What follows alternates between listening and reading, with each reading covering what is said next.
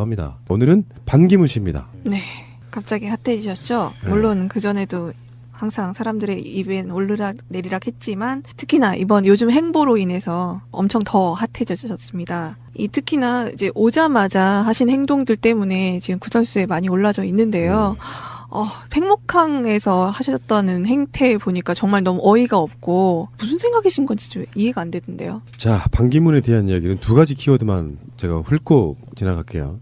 일단 공짜 인생. 이게 삶이라는 게 있잖아요. 물론 뭐 외무고시 같은 거 합격해서 외교관이 되기도 하고 사법고시 합격해서 그런 어떤 출세지향적인 그들 나름대로의 고생, 저는 그것이 가치가 없다고 생각하지는 않지만 한편으로 보면은 출세지향적인 사람들이 갖는 특성 중에 하나가 내가 특정 대학을 들어가고 특정 고시를 패스해서 특정 자리에 오르면 인생 성공이라고 생각하는 자들, 거기까지는 그냥 공무원이에요. 근데 반기문은 그 외 나머지 것들이 다 공짜로 이루어진 겁니다. 무슨 말이냐면은 일단 어찌어찌해서 참여정부 때 외무부 장관에 올랐어요. 근데 그 외무부 장관으로 끝난 게 아니라 이 양반한테는 불행하게도 유엔 사무총장에 올라갈 기회가 주어집니다.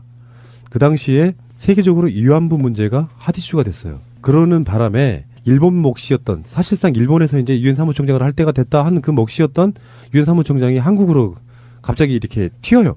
일본이 못하는 상황이 왔단 말이에요. 그래서 반기문 씨가 급거 유엔 사무총장을 하게 되는 그 상황이 만들어지는데 이때부터 반기문은 이게 공짜 인생인 것을 아직까지 직감하지 못하고 있다고 생각해요. 대통령을 한번 봅시다. 좋은 대통령과 나쁜 대통령의 예를 하나 들어볼게요. 박근혜와 노무현.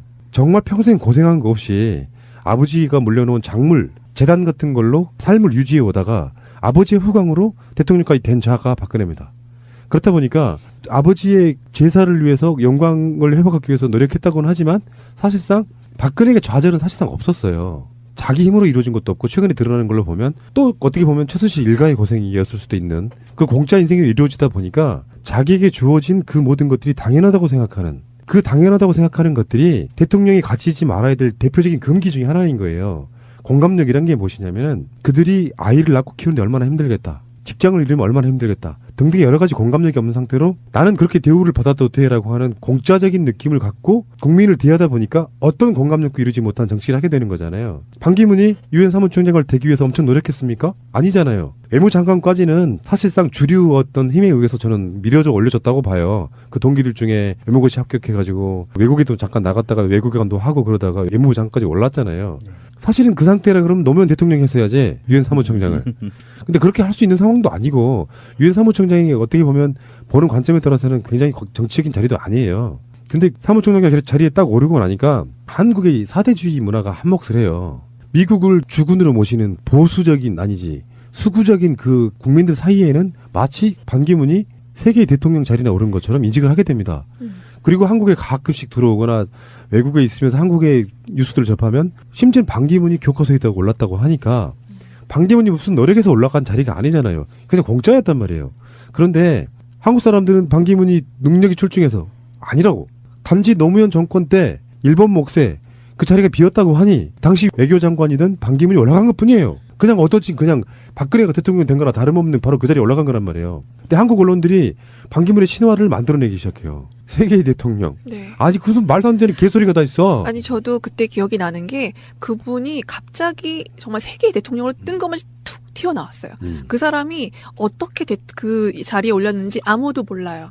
그거가 정말 그냥 거저 얻어졌는지는 국민들은 잘 몰라요, 저희들은. 그래서 그분이 정말 뭔가 대단하시고 그런 능력이 있었기 때문에 뭔가 당선됐나 보다라는 인식을 받았어요, 솔직히. 그리고 심지어는 그 대타로 그 자리에 올라간 것이다라는 얘기가 있잖아요. 원래는 중앙일보 회장인 그 홍석현 씨가 그 자리에 이제 그 낙점이 되어 있었었는데 홍석현 씨가 이제 그 언론 사주의 문제 이것 때문에 이제 낙마하게 되면서 그러면서 이제 대타로 누군가를 내보내야 되는데 그때 이제 대타로 어쩔 수 없이 나간 게 반기문이라는 그러니까 얘기가 있죠. 대타의 대타였던 그렇죠. 거고요. 예.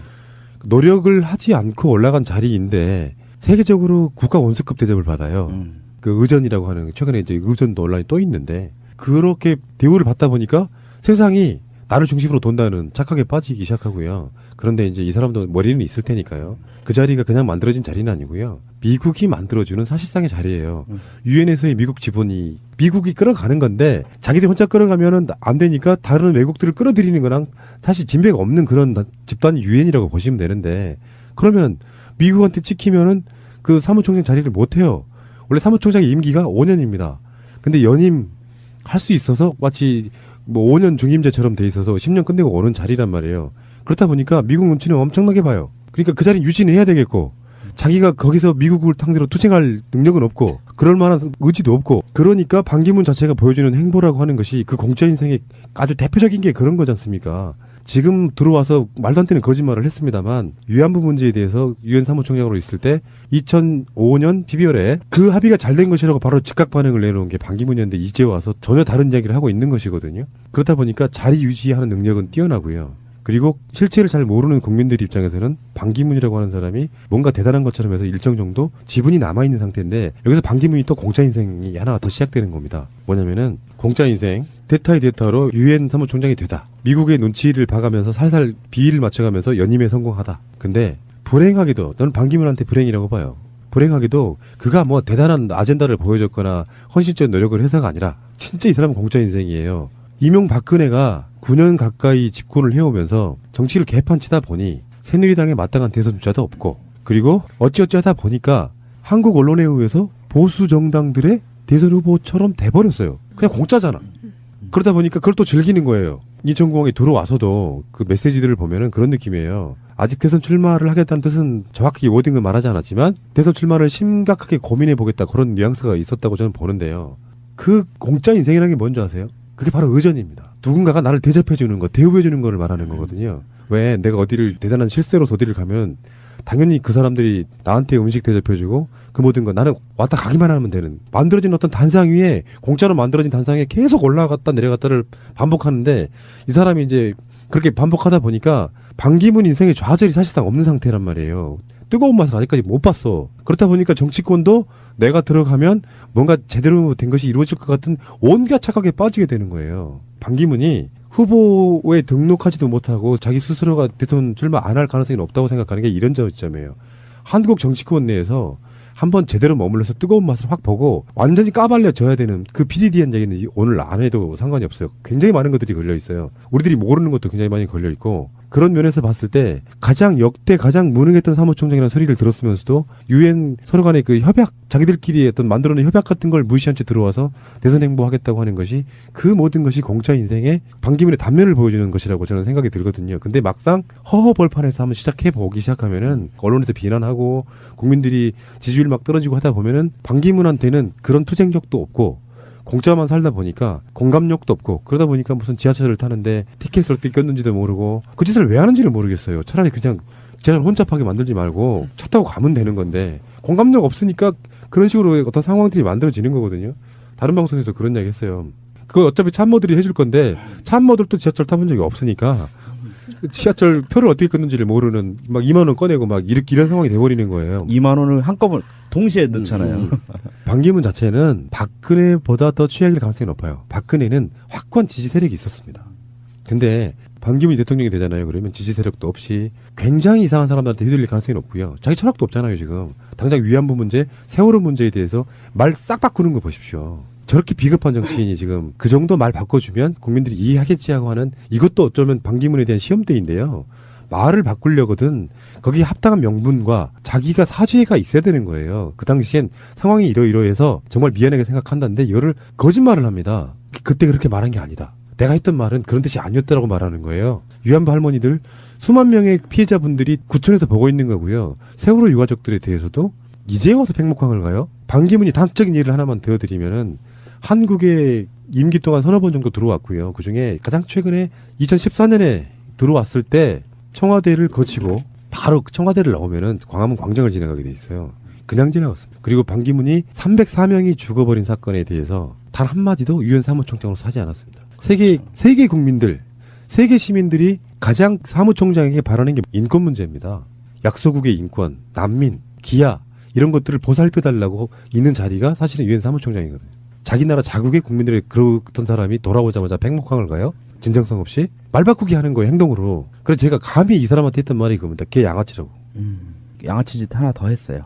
이거는 반기문 본인이 한 건 아니겠지만 소위 말하는 지지자라는 사람들이 팽목항을 먼저 가서 그 유가족들 아직 미수습자들 계시는데 막 와서 그 사전 답사를 하러 갔대요. 무슨 뭐 MT 가나 사정답사하게 거기까지는 봐줄 수 있는데 거기에다가 유가족분들한테 차 좀 커피 좀 타달라고 그런 언행들을 하고 있는 아우. 에휴, 그 지지자들을 보면 그 사람을 알 수 있다고 하잖아요. 아우. 예. 지지자들도 뭔가 자기네들이 특권의식 같은 그렇죠. 걸 갖고 있는 사람들인 것 같아요. 예. 그때 4월 16일 날 그 사고 나고 나서 장관들이 진도 체육관에 내려와요. 그 유가족분들이 그러고 있는 상황에서 라면 챙겨 먹던 장관놈 새끼가 지금 생각나네요. 그렇죠. 아, 열받네 진짜. 근데 거기다가 지금 커피 타오라고 뭐 무슨 저기 뭐 비서 부리나? 저 같은 사람들도요. 무슨 행사가 크게 있거나 그러면 밥을 못 먹어요. 긴장하고 준비하느라고 하루 종일 밥 안 먹고 있다가 밤 9시쯤에 행사가 끝나고 나면 그때 밥 먹고 술 먹으니까 뻗어버리더라고요. 밥이 넘어가냐? 먹구멍으로? 거기에서. 씨. 커피가 넘어가냐? 아 이것도 정말. 진짜. 자 어쨌건 반기문 공짜 인생 이야기 한번 해봤고요. 이런 사람이에요. 이런 사람. 좋은 정치할 리 없죠. 네. 더군다나 이번에 노동 개혁에 대한 의견도 완전히 박근혜 정부가 했던 얘기, 재벌들이 하는 얘기 그대로 반복하고 있는데요. 그렇죠. 예, 일단 또- 뭐 귀족 노조 이 얘기부터 일단 첫 마디로 나오더라고요. 예. 그리고 이제 노동계의 기득권 이야기를 나오고 그리고 노동개혁 이게 세 가지 키워드가 동시에 튀어나오는 거 보면 딱 한 마디를 한 줄 요약 이명박근혜 시즌 2 이렇게 보지 않을까. 시즌 3 네, 시즌 3. 이명박근혜 빈 김은 굉장히 정치적인 자리도 아니에요. 근데 사무총장이 자리에 딱 오르고 나니까 한국의 사대주의 문화가 한몫을 해요. 미국을 주군으로 모시는 보수적인 아니지 수구적인 그 국민들 사이에는 마치 반기문이 세계의 대통령 자리에 오른 것처럼 인식을 하게 됩니다. 그리고 한국에 가끔씩 들어오거나 외국에 있으면서 한국의 뉴스들을 접하면 심지어 반기문이 교과서에 있다고 올랐다고 하니까 반기문이 무슨 노력에서 올라간 자리가 아니잖아요. 그냥 공짜였단 말이에요.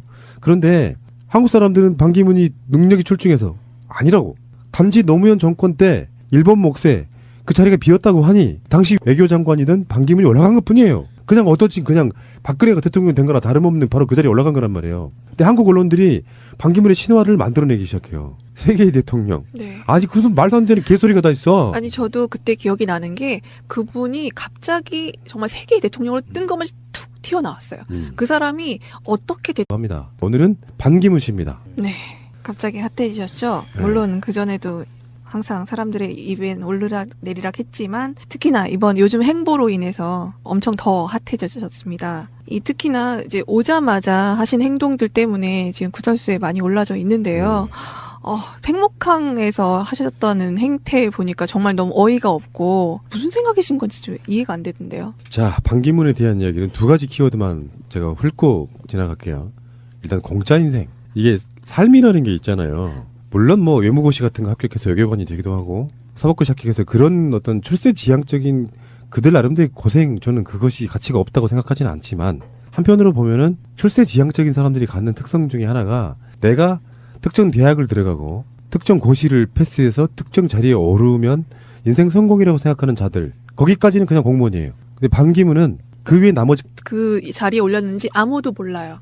그거가 정말 그냥 거저 얻어졌는지는 국민들은 잘 몰라요. 저희들은. 그래서 그분이 정말 뭔가 대단하시고 그런 능력이 있었기 때문에 뭔가 당선됐나 보다라는 인식을 받았어요. 솔직히. 그리고 심지어는 그 대타로 그 자리에 올라간 것이다라는 얘기가 있잖아요. 원래는 중앙일보 회장인 그 홍석현 씨가 그 자리에 이제 그 낙점이 되어 있었었는데 홍석현 씨가 이제 그 언론 사주의 문제 이것 때문에 이제 낙마하게 되면서 그러면서 이제 대타로 누군가를 내보내야 되는데 그때 이제 대타로 어쩔 수 없이 나간 예. 게 반기문이라는 얘기가 그러니까 있죠. 대타의 대타였던 그렇죠. 거고요. 예.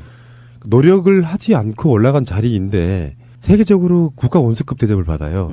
그 의전이라고 하는 최근에 이제 의전도 논란이 또 있는데 그렇게 대우를 받다 보니까 세상이 나를 중심으로 돈다는 착각에 빠지기 시작하고요. 그런데 이제 이 사람도 머리는 있을 테니까요. 그 자리가 그냥 만들어진 자리는 아니고 했다고는 하지만 사실상 박근혜의 좌절은 사실상 없었어요. 자기 힘으로 이루어진 것도 없고 최근에 드러나는 걸로 보면 또 어떻게 보면 최순실 일가의 고생이었을 수도 있는 그 공짜 인생이 이루어지다 보니까 자기에게 주어진 그 모든 것들이 당연하다고 생각하는 그 당연하다고 생각하는 것들이 대통령이 가지지 말아야 될 대표적인 금기 중에 하나인 거예요. 공감력이란 게 무엇이냐면 그들이 아이를 낳고 키우는데 얼마나 힘들겠다. 직장을 잃으면 얼마나 힘들겠다. 등등의 여러 가지 공감력이 없는 상태로 나는 그렇게 대우를 받아도 돼라고 하는 공짜적인 느낌을 갖고 국민을 대하다 보니까 어떤 공감력도 이루지 못한 정치를 하게 되는 거잖아요. 반기문이 유엔 사무총장을 되기 위해서 엄청 노력했습니까? 아니잖아요. 외무장관까지는 사실상 주류 어떤 힘에 의해서 저는 밀어져 올려졌다고 봐요. 그 동기들 중에 외무고시 합격해가지고 외국에도 잠깐 나갔다가 외국관도 하고 그러다가 외무장까지 올랐잖아요. 사실은 그 상태라 그러면 노무현 대통령이 했어야지 유엔 사무총장을. 근데 그렇게 할 수 있는 상황도 아니고 유엔 사무총장이 어떻게 보면 보는 관점에 따라서는 그것들이 다 공짜로 이루어진 겁니다. 무슨 말이냐면은 일단 어찌어찌해서 참여정부 때 외무부 장관에 올랐어요. 근데 그 외무부 장관으로 끝난 게 아니라 이 양반한테는 불행하게도 유엔 사무총장에 올라갈 기회가 주어집니다. 그 당시에 세계적으로 위안부 문제가 핫 이슈가 됐어요. 그러는 바람에 일본 몫이었던 사실상 일본에서 이제 유엔 사무총장을 할 때가 됐다 하는 그 몫이었던 유엔 사무총장이 한국으로 갑자기 이렇게 튀어요. 일본이 못하는 상황이 왔단 말이에요. 그래서 반기문 씨가 급거 유엔 사무총장을 하게 되는 그 상황이 만들어지는데 이때부터 반기문은 이게 공짜 인생인 것을 아직까지 직감하지 못하고 있다고 생각해요. 대통령을 한번 봅시다. 좋은 대통령과 나쁜 대통령의 예를 하나 들어볼게요. 박근혜와 노무현 정말 평생 고생한 거 없이 아버지가 물려놓은 작물 재단 같은 걸로 삶을 유지해 오다가 아버지의 후광으로 대통령까지 된 자가 박근혜입니다. 그렇다 보니까 아버지의 제사를 위해서 영광을 회복하기 위해서 노력해